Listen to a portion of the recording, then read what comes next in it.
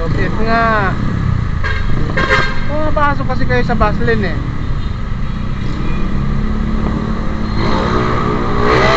Ayan na, kakahabol yun na incentive. Ayun, aksidente tuloy kayo. Huwag kasi pumapasok sa bus lane.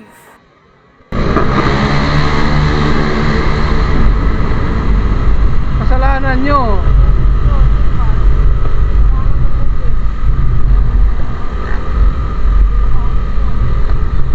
Kasalanan nyo, pumapasok kayo sa bus.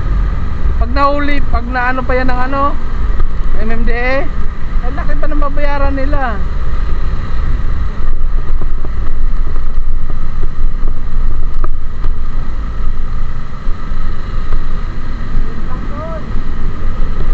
Kaya mo MMDA, alam naman nila yan eh.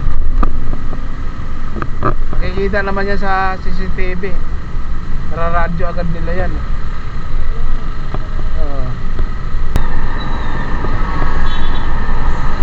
May pasahero pa. Angkas yata yung dumapa eh. Hindi, malayo yung bus eh. Oo nga. Pero hindi naman nila nasagi yung bus eh. Sila yung nagbanggaan eh.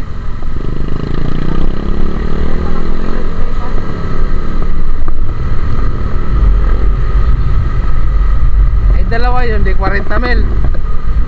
Tapos ano, pabayulisyon pa, reckless. Kasi pumasok sa bus lane.